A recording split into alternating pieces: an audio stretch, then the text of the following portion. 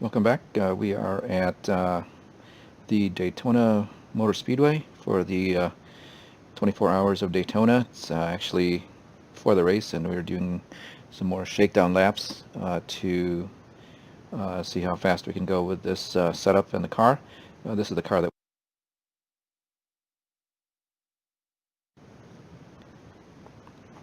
it's the Ligier. It's the Honda-powered Ligier. Sorry, having some difficulty with my mic here, but hopefully it's working now.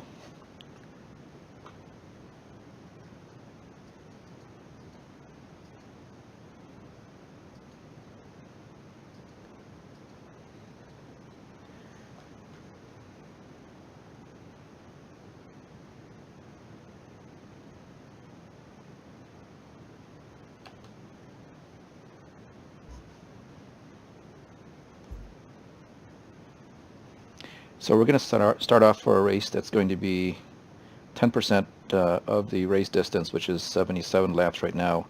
I believe in 2016 they had 776 laps. So we're going to do 77 laps. But right now we are just in a practice session, which is 90 minutes long. And again, we're just here to see what we could do with the car and how fast we can go.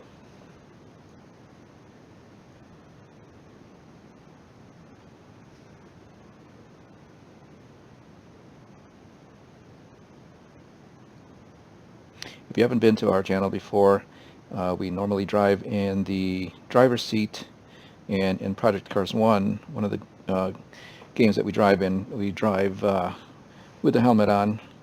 So you'll see a little face mask on the bottom of the screen, and I have the view so that you're able to see the dash along with any pertinent information that's on the digital display. So with this being that simulation, you'll have traction control actually available to us, although I do have it turned down quite a bit. It's kind of a deterrent whether it's rain or dry out, so I try to keep it off as much as I can. So we have a setup already. Let's go and choose that. Oh.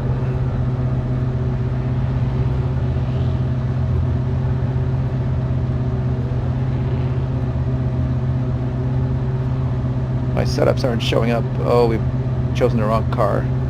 Hold on, I gotta go back out.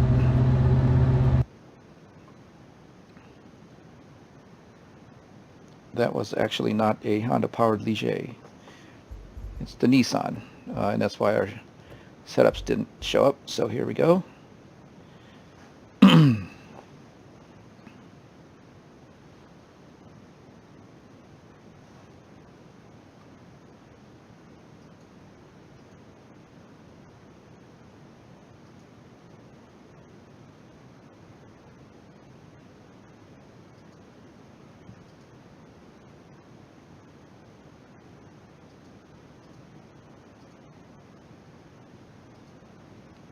So we'll wait for it to load up. Almost there.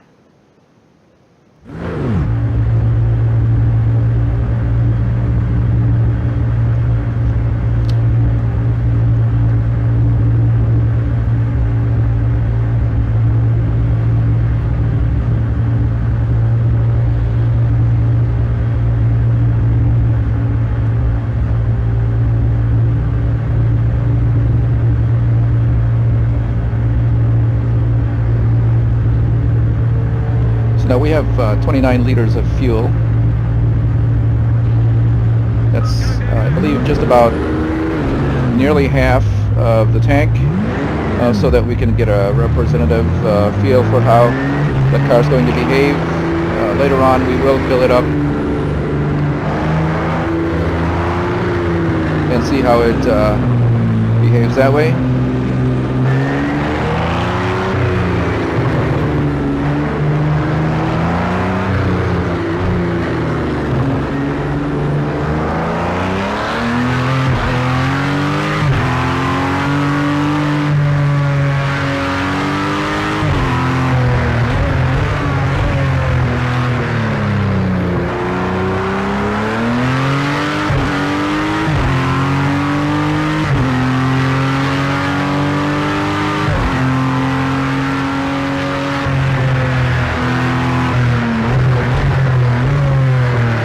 take it easy. The tires are still cold.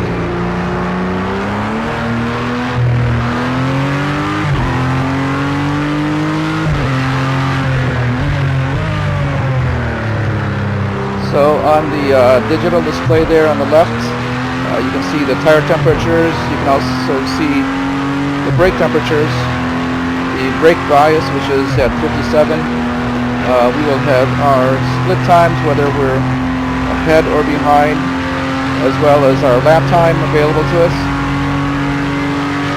on that screen.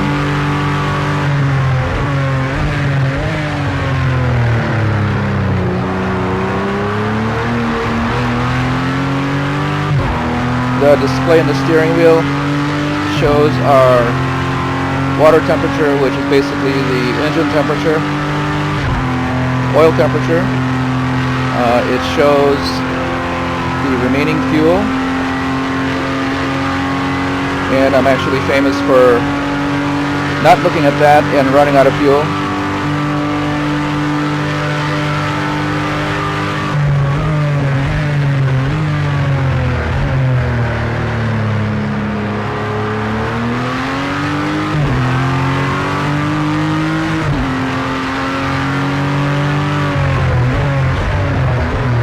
Actually, there's an LMP one there on the track, and it should not be on the track.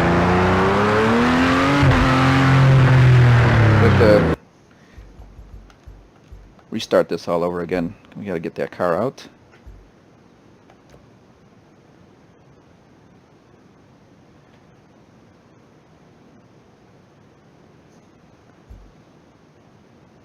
So we will go here and choose the classes.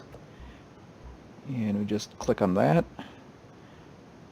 click save. So for this race, as in Daytona, we have the LMP2s, and I have the GT3Es, the GT3s and the GTEs.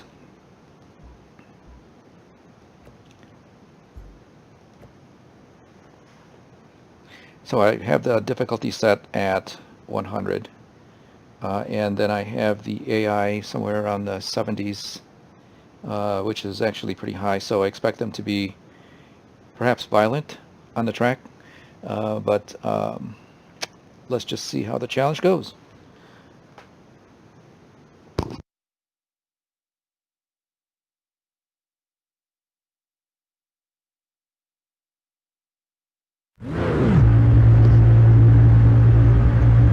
Okay, let's try this again. Looks like we have our setup in already. And we are in the correct car. So let's go.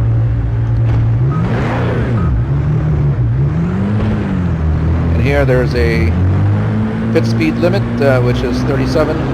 There's actually a button on my steering wheel that I have to press to engage that limiter, so I don't go over. I do have penalties turned off right now, so that if I did go over that, it wouldn't penalize me in any way, which also means that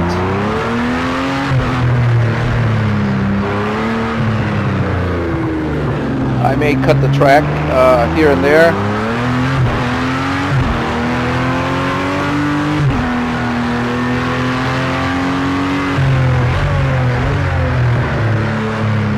And depending on how the AI does at this level, again, which is their aggressiveness is somewhere in the 70s. I think it might be 77. I may actually turn on damage to full simulation, just for an added challenge. After all, this is going to be a long 77 lap race.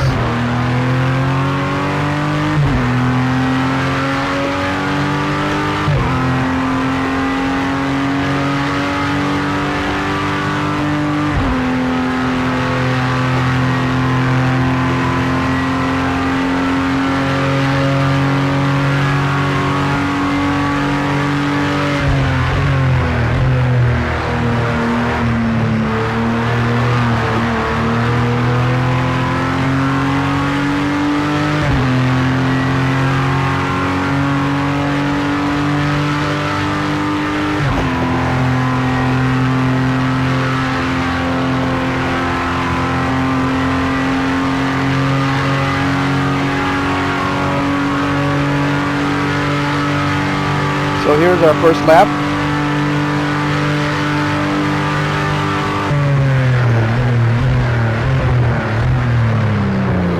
Oh, not good.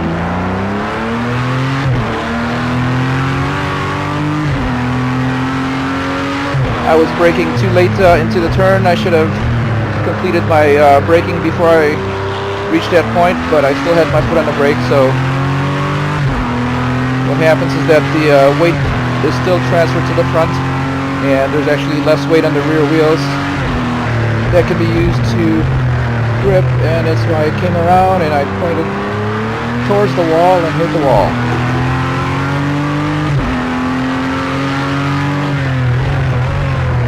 That's in case you didn't know what was happening. I don't think anybody really steers straight into the wall on purpose.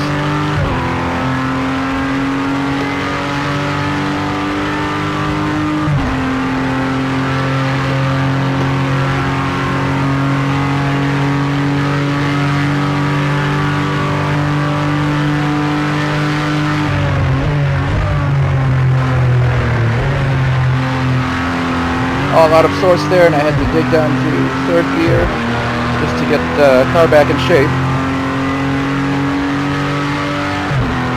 The ideal is to be able to make it through that sequence in fourth gear.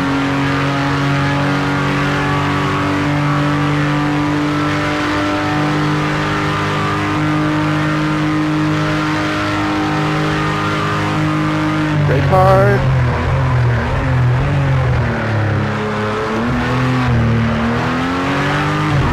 Got a little bump there from the GT3 and he spun himself out.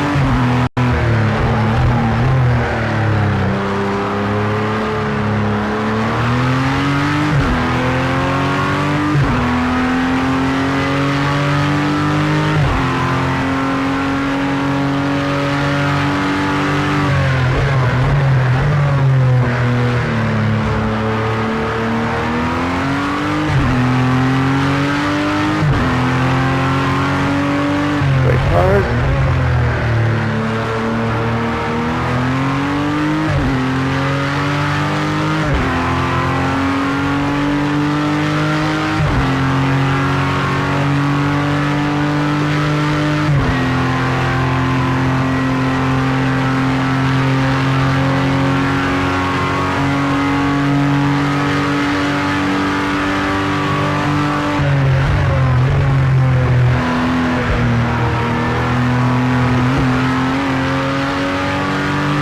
Pretty good through there.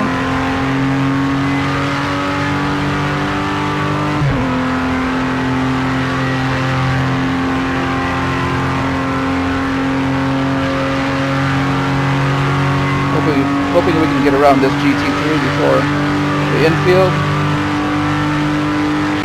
Get a tow.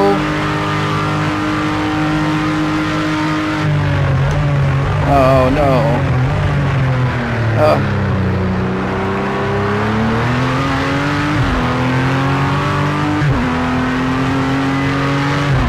Totally looked like he was gonna slide out, so I had to come back out of the turn to avoid him, and that's why I overcooked it. But only one can get through there at a time, so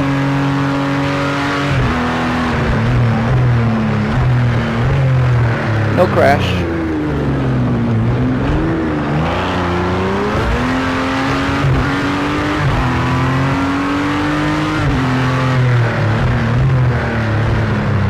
Again, I'm trying the AI at a higher aggressive point. I normally drive around 50. I'm in the 70s right now. So I'm looking to see just how much they bump or block.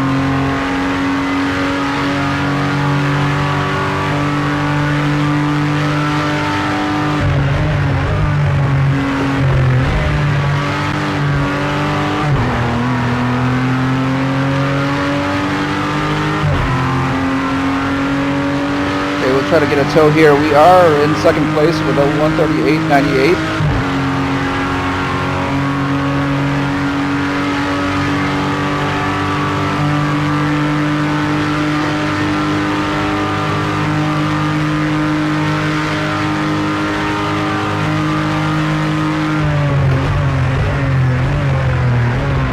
Braking in conservatively there. He's on the inside. I felt a little nudge, but kept it together.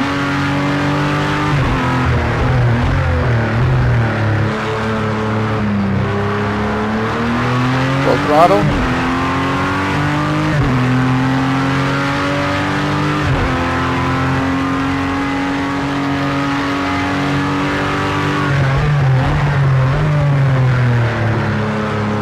Late apex here. Full throttle. Early braking.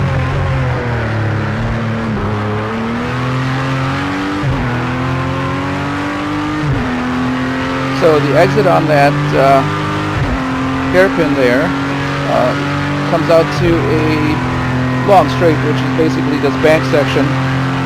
So what you want to do is you want to hit the apex early so that you can accelerate out of the turn early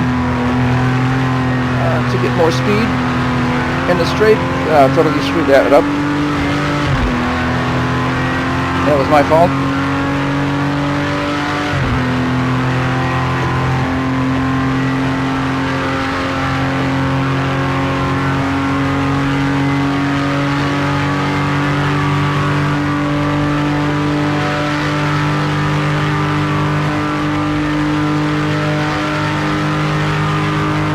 Brake hard, release.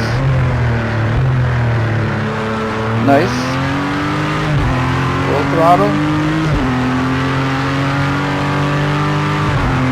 Brake hard.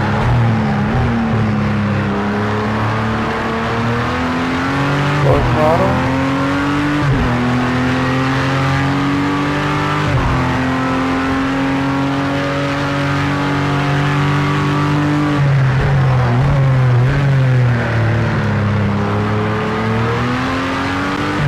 Late through there, and I'm losing a lot of time.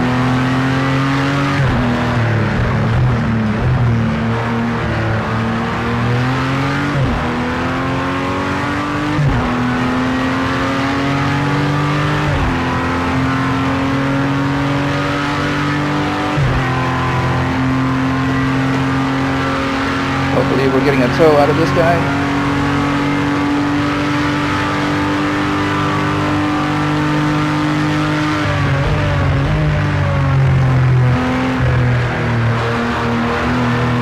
Well, I did get a bump from him.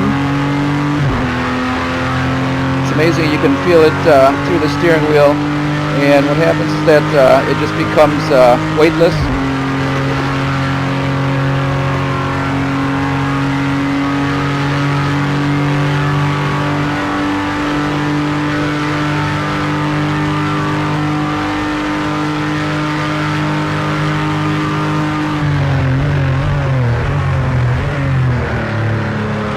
So at 100,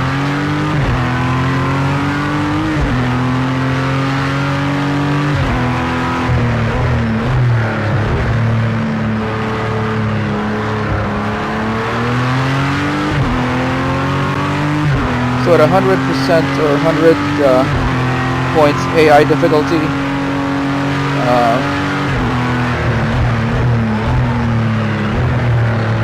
I can get pole at Daytona with a 137.98.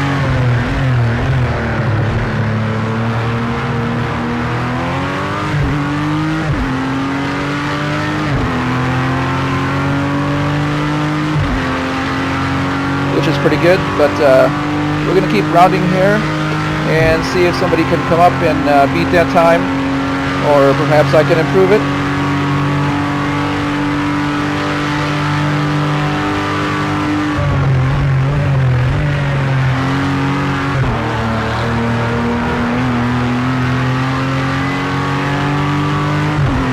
Okay, that section there needs to be well improved. There is a correct way to get through there, but I haven't done it yet.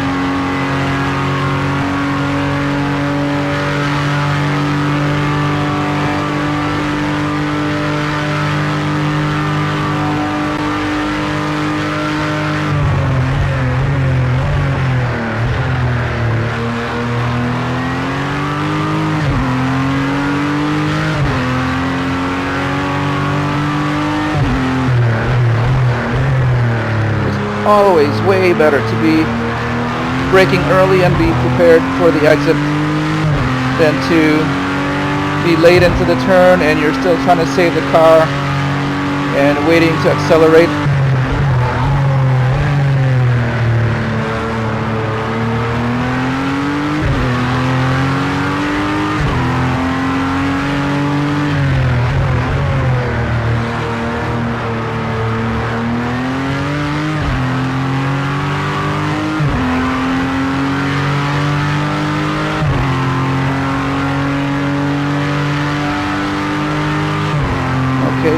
We're faster at that segment.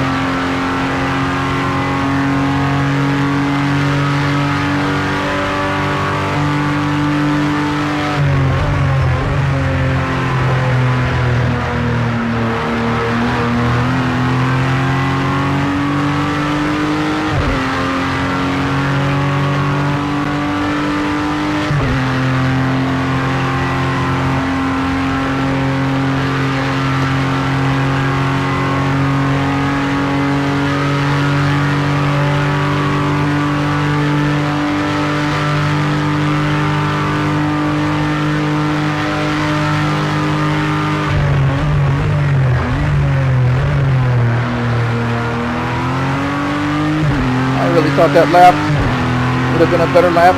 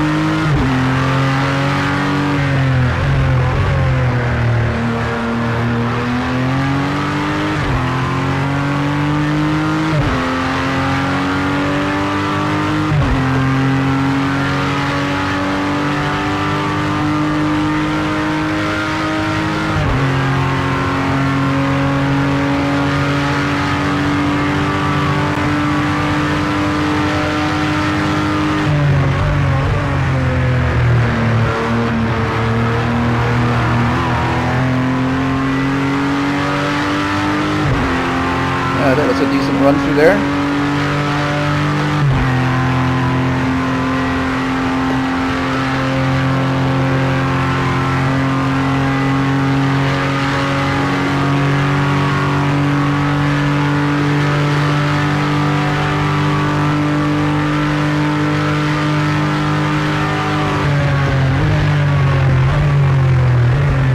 Okay, we just improved our time by 2/100ths of a second. So we are now at 1:37.90.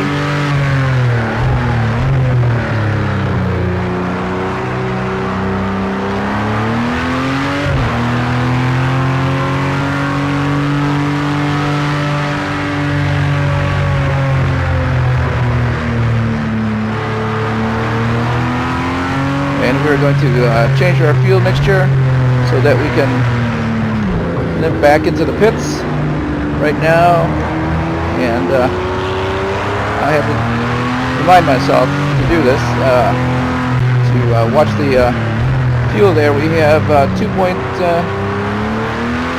liters. It takes 3 liters to go around the lap, the last lap.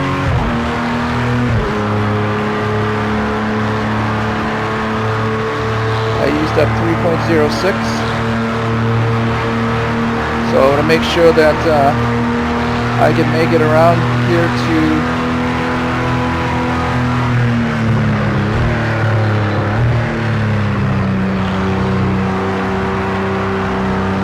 the pit entry. Make sure that I'm not in the way here. I'm going to drive high.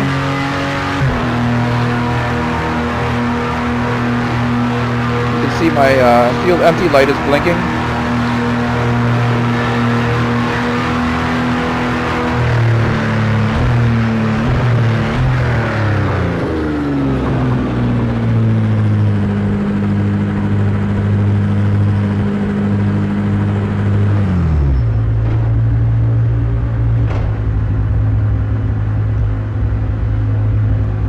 So I'm actually happy with the setup. And again, let's have a look at how the other cars are doing. I am 0.281 of a second faster, which is pretty good.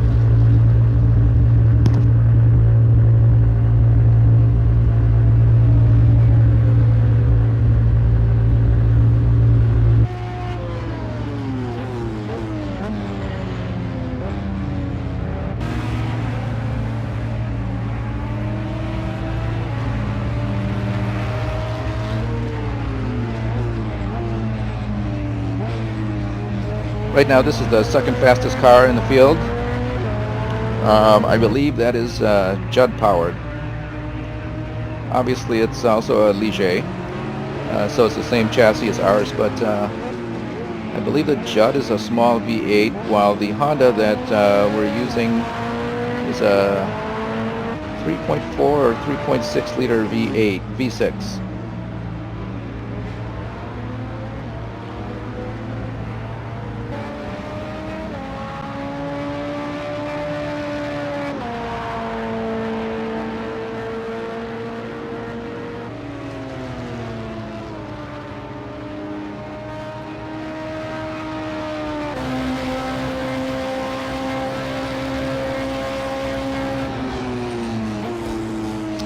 I try to sit into their cockpit while they're going around, but the telemetry doesn't show anything.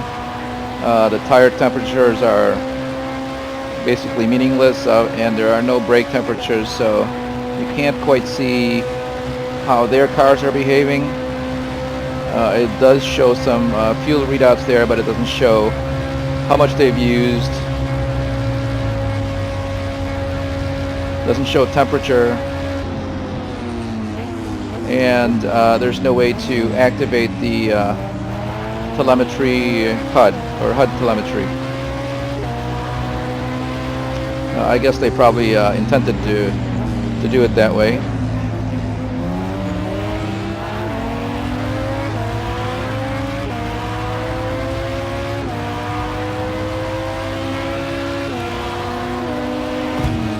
Nope.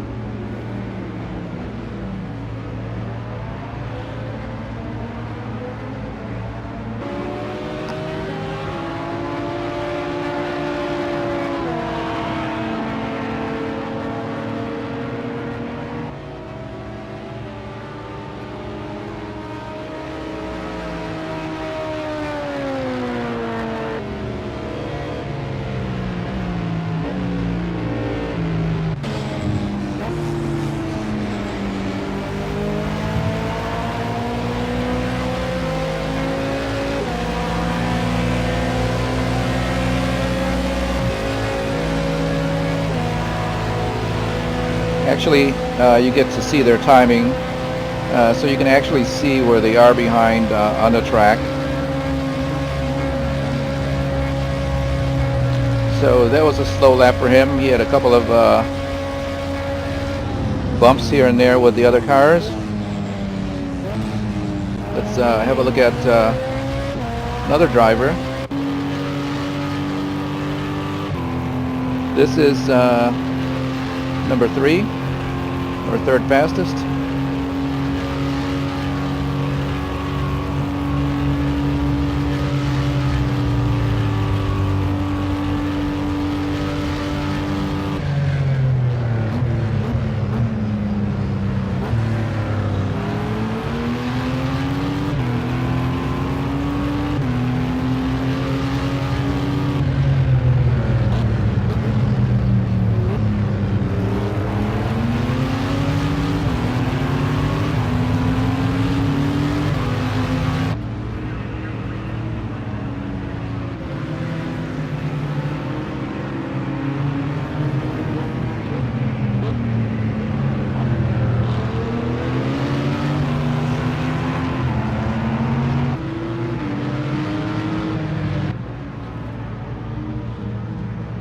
So after about 25 minutes of racing, the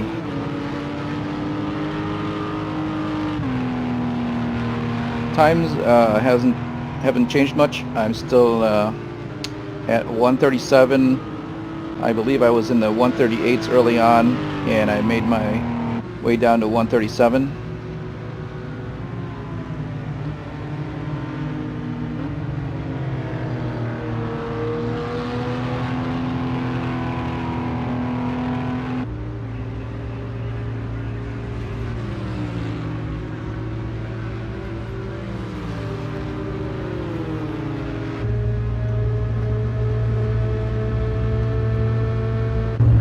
Okay, so let's get back on task here.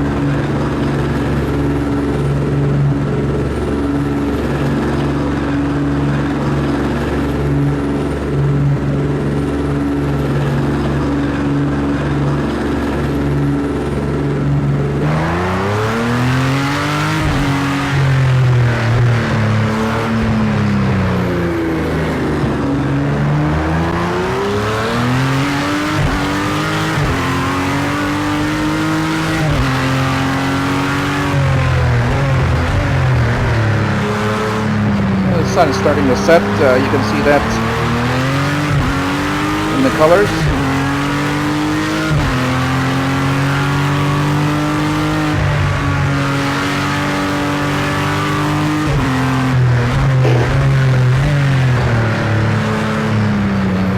Cars are still cold, so we're going to stay behind this car for right now.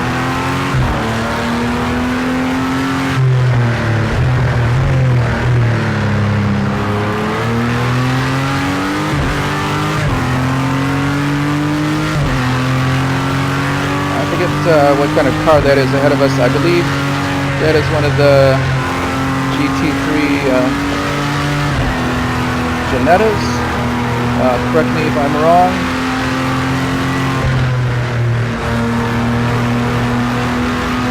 It's just, I think it's a favorite car of a lot of people, but it's a car that I just have not been interested in getting in.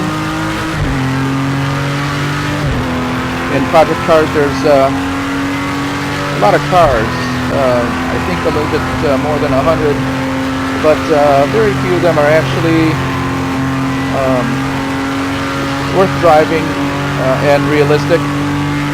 Project cars seems to excel, like others have said, more in the prototype and GT3 classes. There are some classic cars in here, as well as modern day exotics. Even in their GT3 formats, like the Lamborghinis, you can actually drive a F40 or F50 or a LaFerrari in this game, but doesn't feel very realistic. However, I myself have not had a chance to drive any of those, like most people.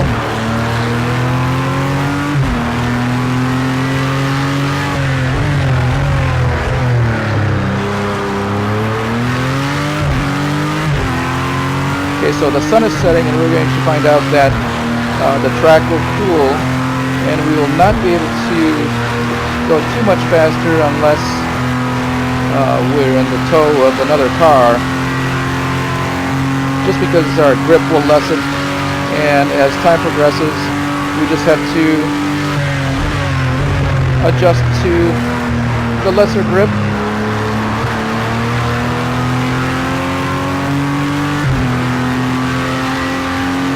And that will be the only way to keep these fast times, or perhaps even get a faster time, but not by much. So while it's still setting, let's see what we can do here. We do have the fastest lap in the practice session.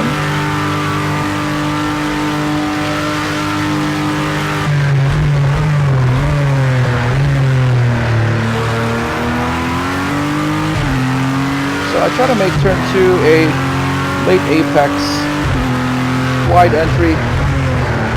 Oh, I can't. Actually, with the setting sun, the cues are actually a little bit harder to see, and I see others have turned on their headlights, so I guess I might as well do that with mine.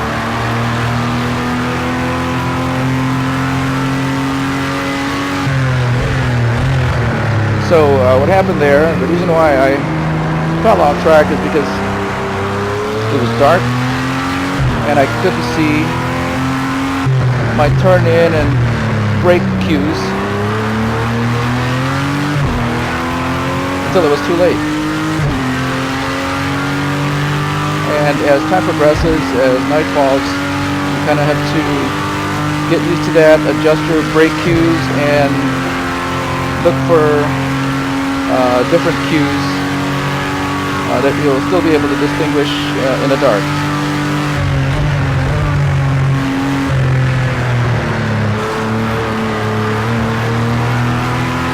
So we lost a lot of grip in that segment just because the sun is setting.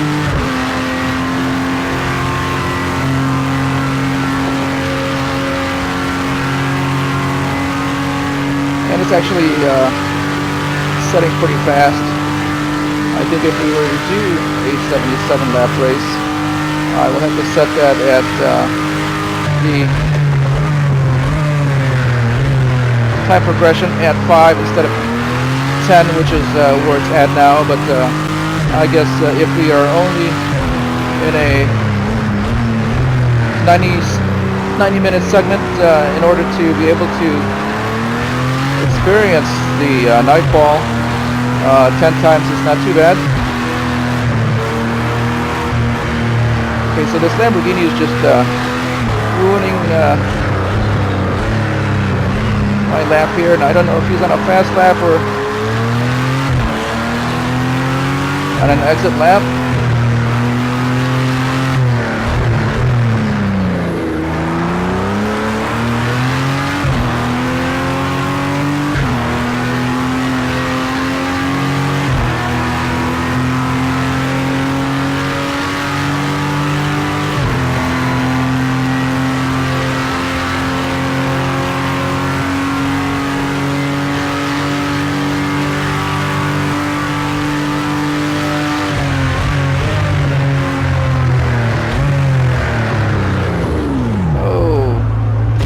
Off there.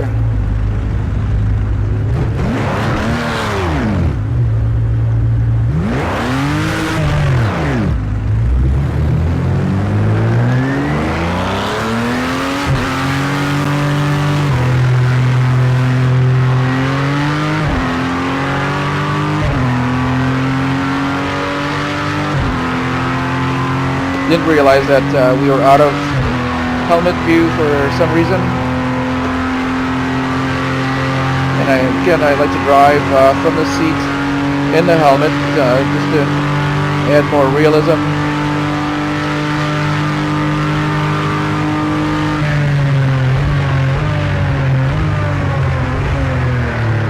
If you've ever driven a car at speed, not only does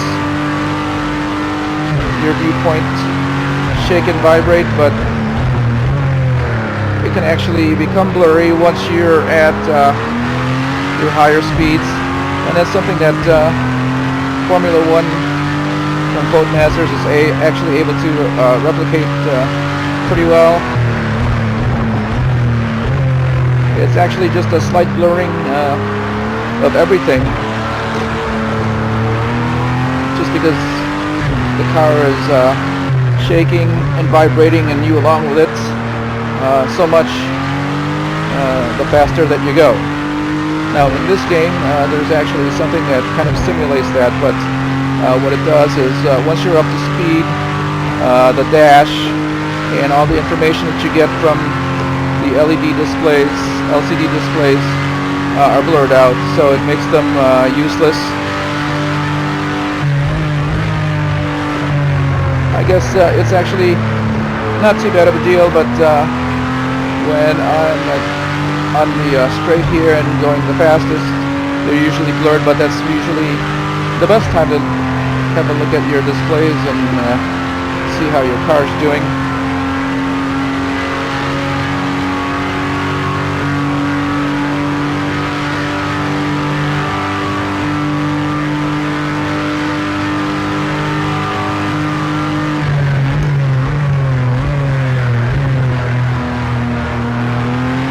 Okay, I had to scrub a lot of speed there, just because we're starting to lose a lot of grip.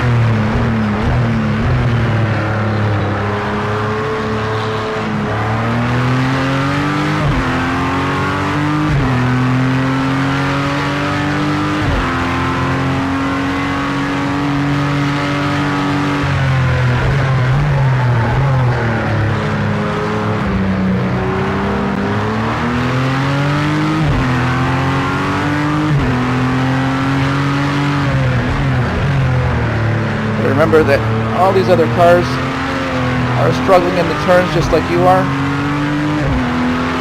and with these production-based race cars like the GT3s, they are pretty fast, but they will struggle more than the LMP2s, which are purpose-built.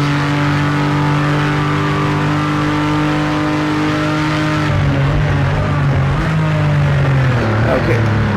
A little bit of a traffic jam there, and I had to back out. No sense in all of us crashing.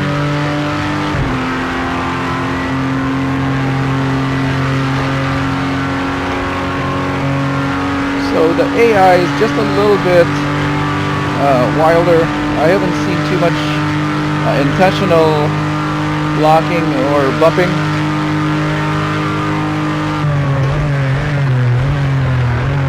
But I'm also the fastest car in the field right now, so they may not be able to stay with me or catch me.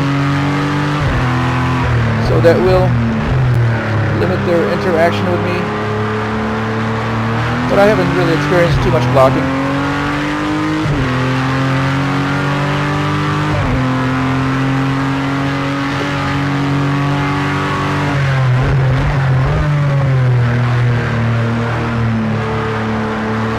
Oh, I dropped a second too early there, and it's going to lose a lot of time.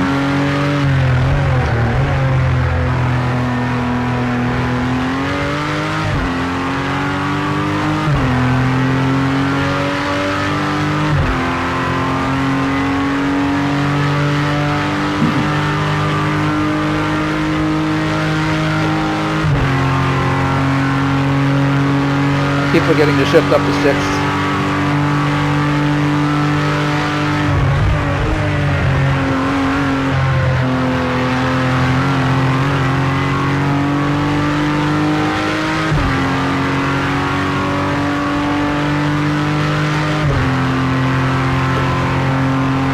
When you come out of that complex, if you're approaching a slow car, they'll usually have more difficulty hanging on, so they're likely to slide out to the right of the track. So if you want to pick a path to pass them, it will have to be on the inside.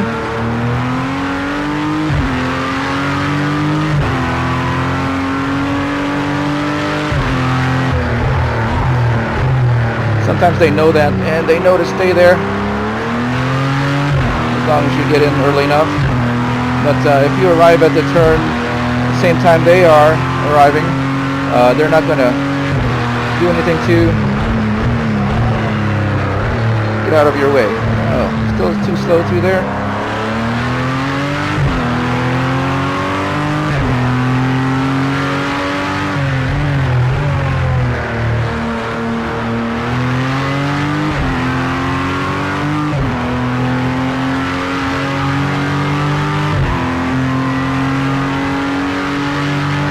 About a minute 30 or 1 second and 3/10 slower right now that night has fallen.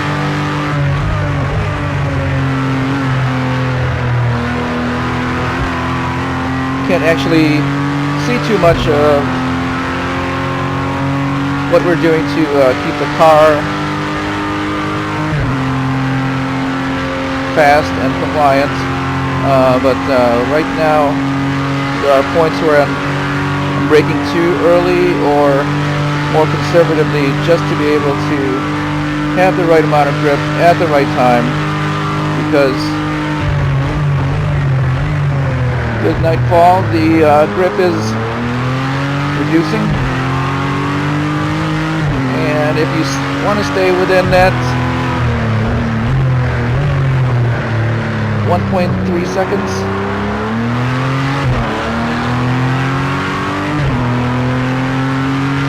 you're going to have to make those compromises.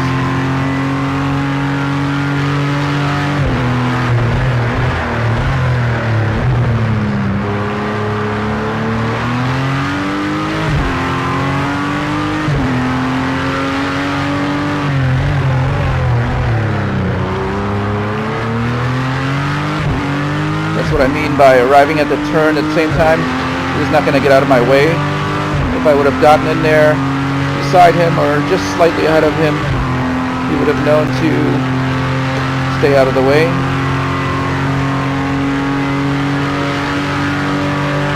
I guess that's how it goes in real life.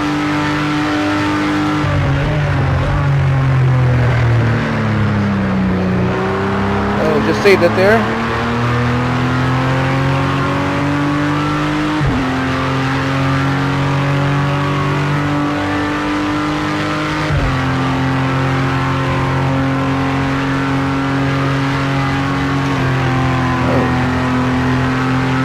Not watching the road. I was actually looking at the telemetry.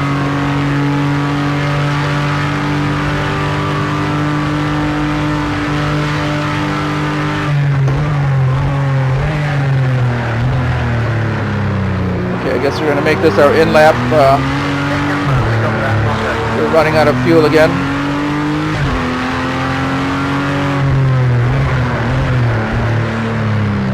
I think we did better here on the average as far as fuel consumption. I think we were at 3.17 on the first stint. Now we're at 3.11 liters per lap. Of course, we are going slower.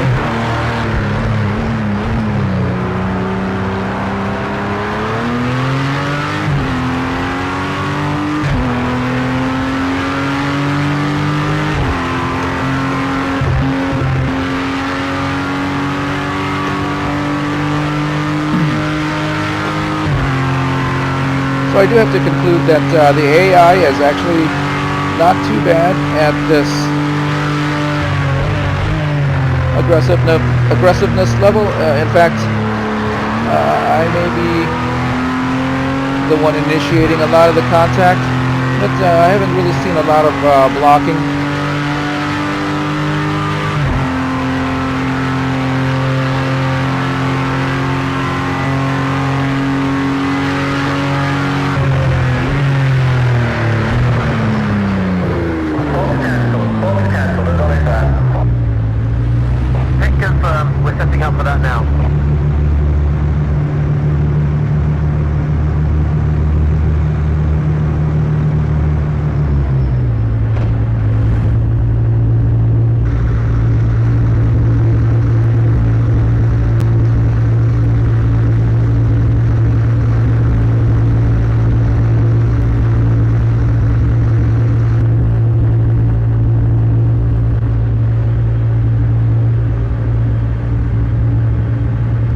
So we're going to take some time here and again have a look at how the other cars are doing.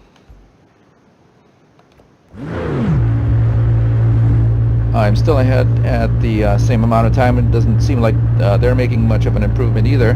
But again, because night has fallen,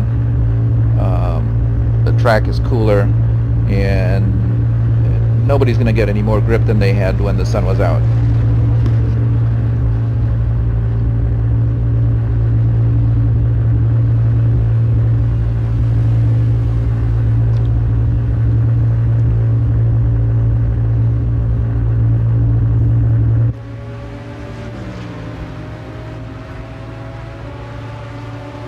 the Judd still in second place.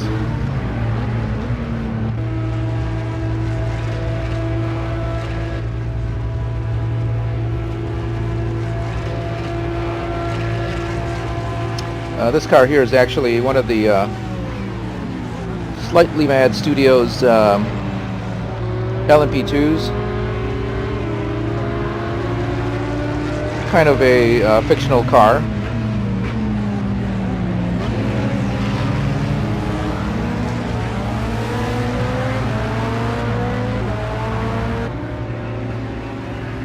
Not too bad.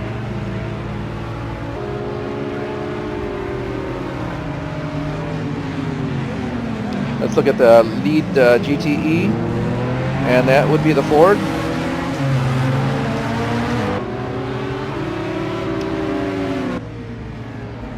So he's leading by just under 0.4 seconds.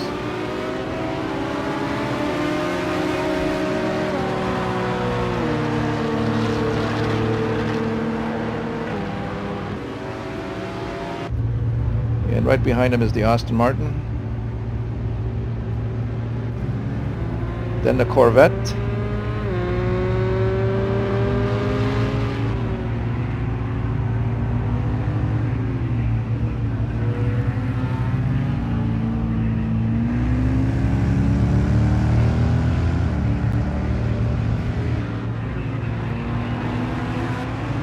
I do like driving the Corvette. It is a fast car.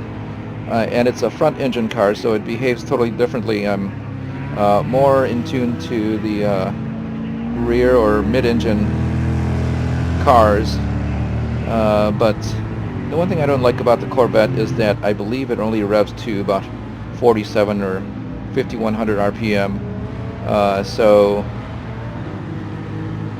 it doesn't sing very much.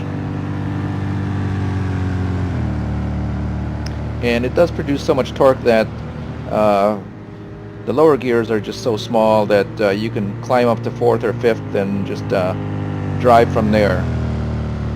So in that way it's not very exciting.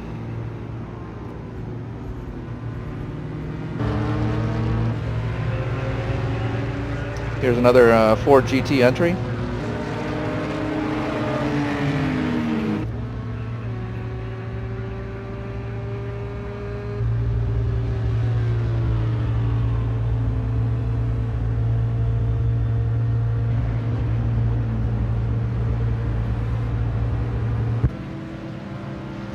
Just for reference, the GTEs are, well, they're equipped with the yellow beam headlights, and it's something that they carried over from Europe. These are the GT3s. They also race and exist in Europe, but with the Le Mans series, they're not mandated to have yellow headlights.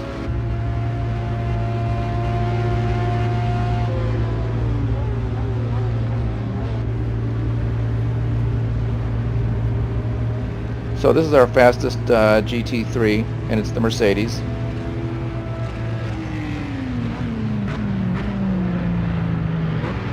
And just for reference, this being the fastest GT3, it is 7 seconds behind per lap compared to the LMP2s, our car.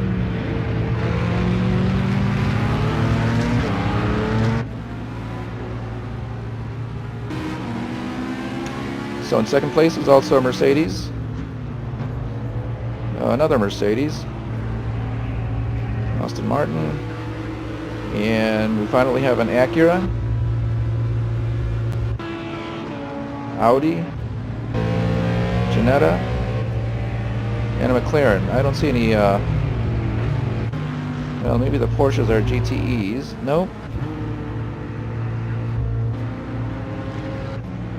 I don't see any Porsche entries. Well, that's...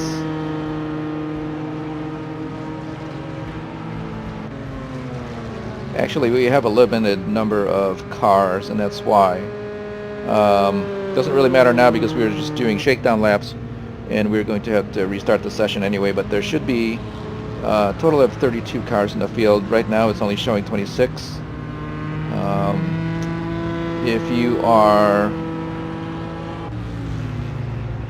starting a new race, Project Cars doesn't carry over, or it does carry over the number of cars that you had in the previous track, and if you were on a previous track that was smaller or meant for lower speeds and not high speeds like Daytona is, you actually will be limited to a certain number of cars. There's I believe Sugo in Japan is limited to 20 cars in the prototype and GT3 classes.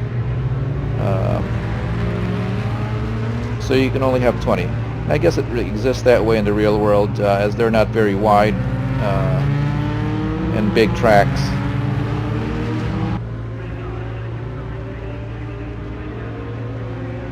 But when we race, there will be up to 32 cars. I believe in reality there's about 64, 67 cars on the field for the 24 hours of Daytona. I think with Project Cars 2 that's limited. Obviously the software and the computer that you have has to keep up with all the cars, all the data, all the graphics, and I think that's how they limit the drop in frame rates, which is more important than the number of cars.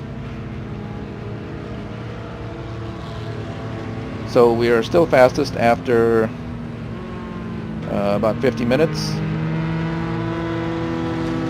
Let's just go out for another 10 or so, and then we may be able to call it a day, as we are fastest anyway.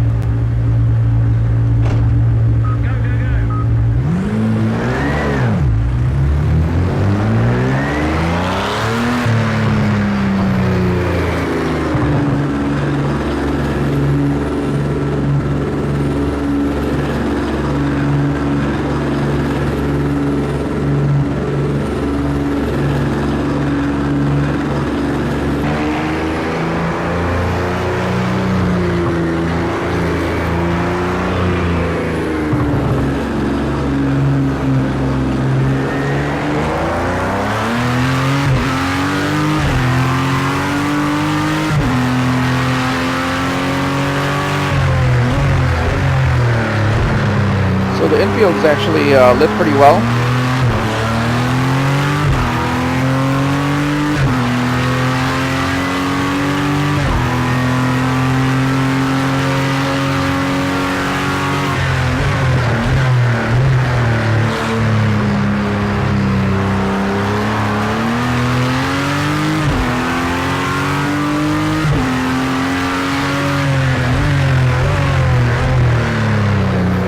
Very full tires.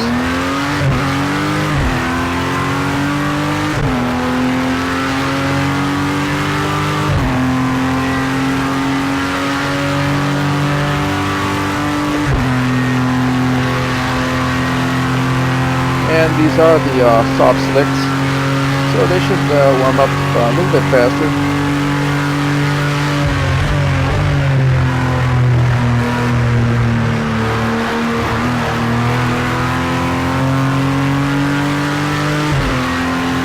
The hard slicks, there's really no use for them unless you want to give away a lot of grip.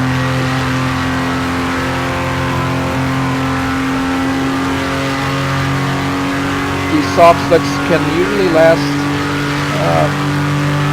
about 75% of your full tank range. Maybe you can get more if you're good. So if you're going to have to come in for fuel anyway, you might as well change tires.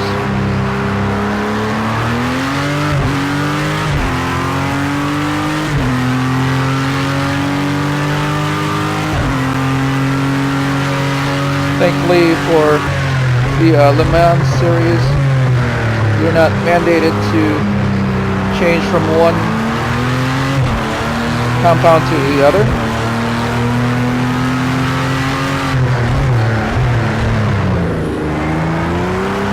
still very cold tires.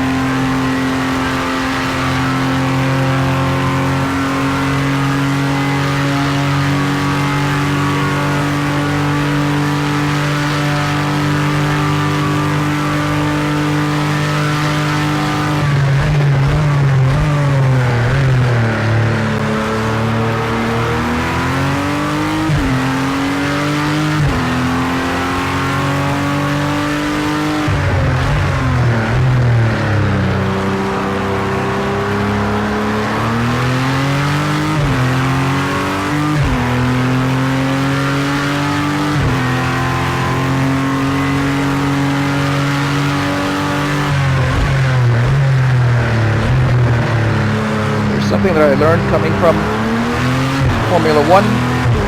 With Formula One, the cars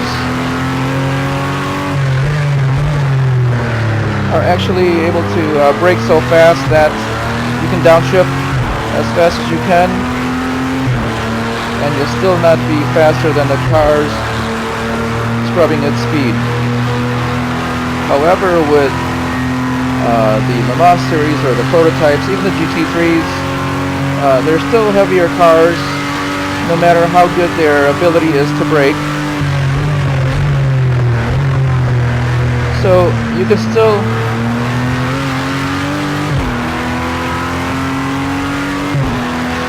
outbrake the car, which means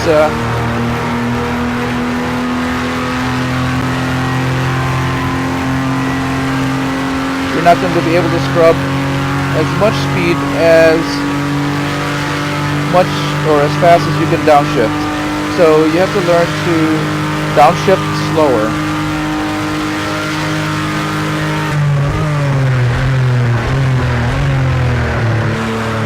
See, if that was Formula One and I was coming into a hairpin, I would have just knocked all those down.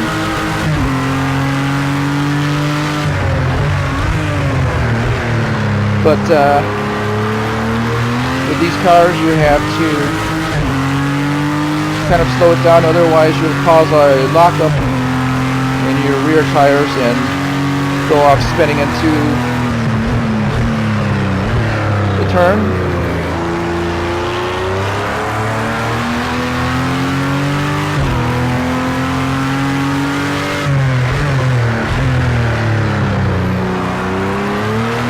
So definitely it's very much slower driving at night. I think going for the fastest speed will not be the goal, but instead it will be to keep the car together. So I think for the race we're going to turn on car damage in case there's any bumping or crashing, just to make it more exciting.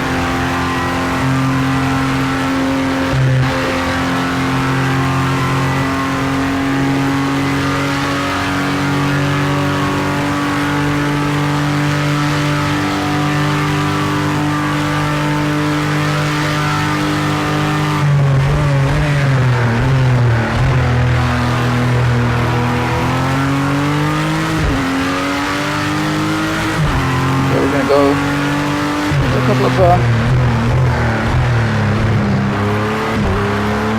quick laps while we still can. I think this will be our final stint for this session. And right now we have about 15 liters of fuel left, so that translates to about 5 laps. If we're good.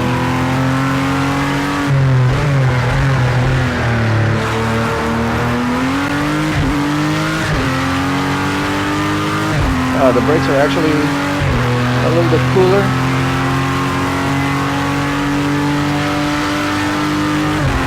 And I'm not able to brake as quickly. You can see that we're down to 134 degrees.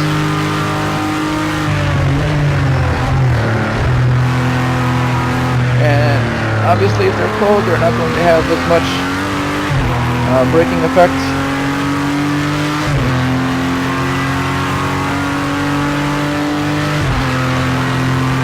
You'll be able to get that braking effect once they warm up after you press on the brake, but the initial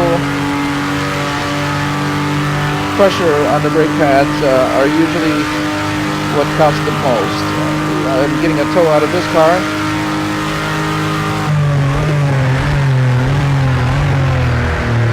So perhaps we can get a good lap here.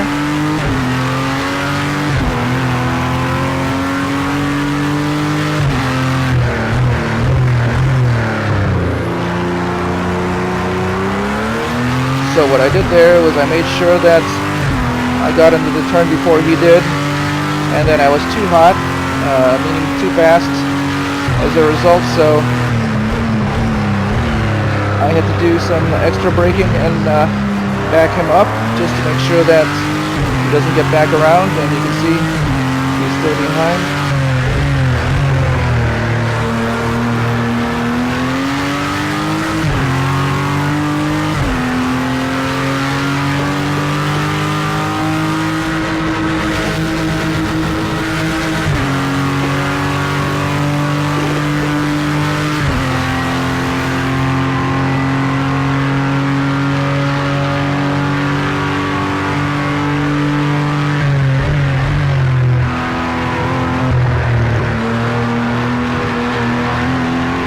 Terrible way to go through there.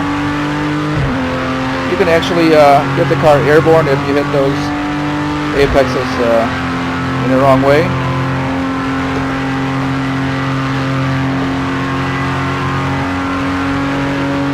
So we still have the fastest lap.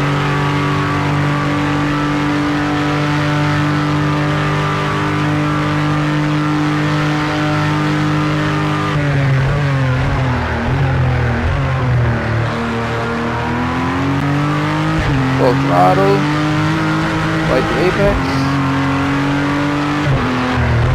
full braking, release.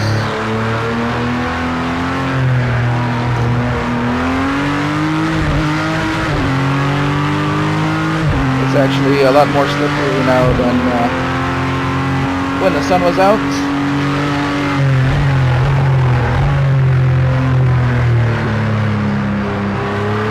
Actually good for simulation's sake.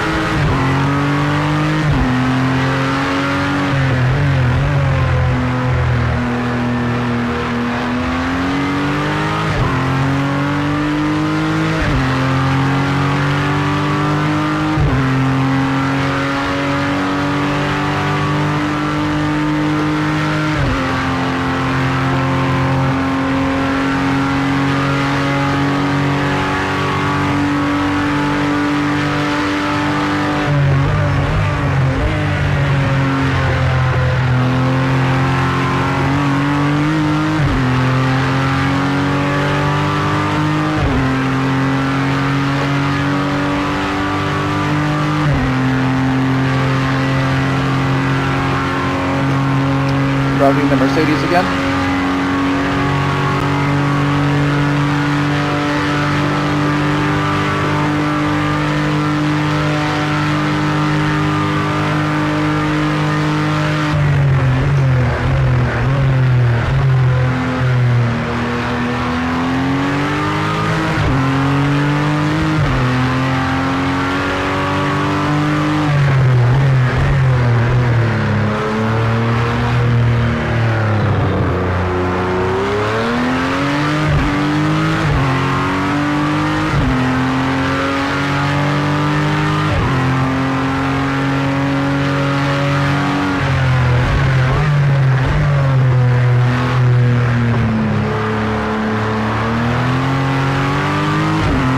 Our braking points change, the amount of braking and trail braking and steering we can do actually changes with the nightfall.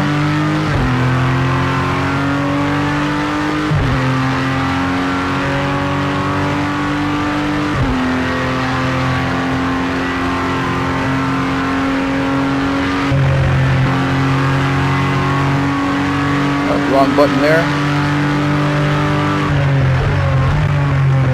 I hope I don't do that in a race. I actually activated the pit speed limiter.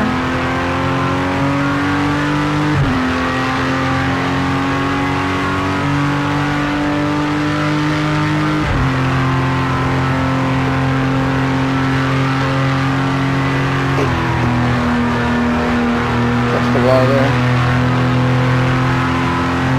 Alright, we've got one more lap. Let's see what we can do.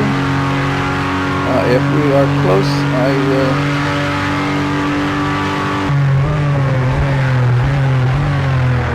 Nope, we are way off, so...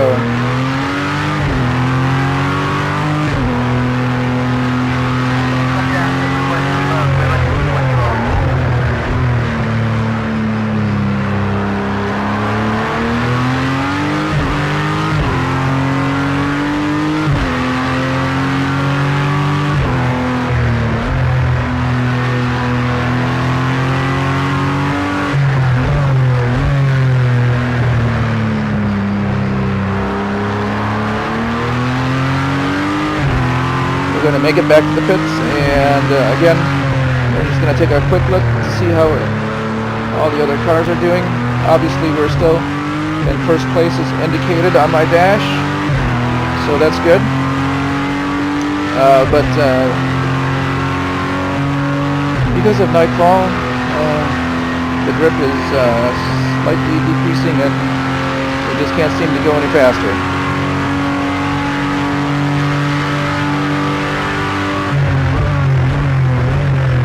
You can see the stars there on the Florida night.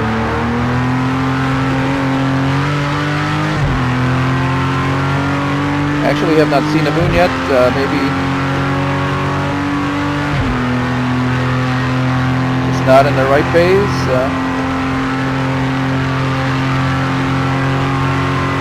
But you will actually get to see the moon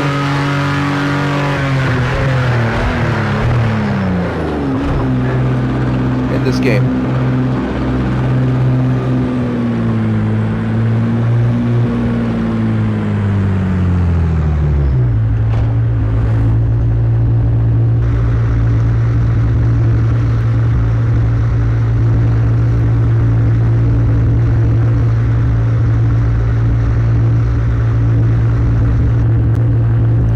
Let's have a look at how everybody else is doing.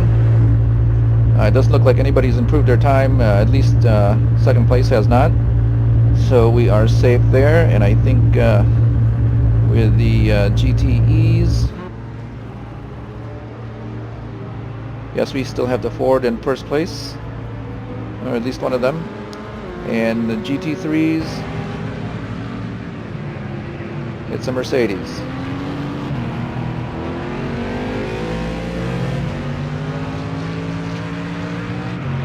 So that's going to do it for this episode.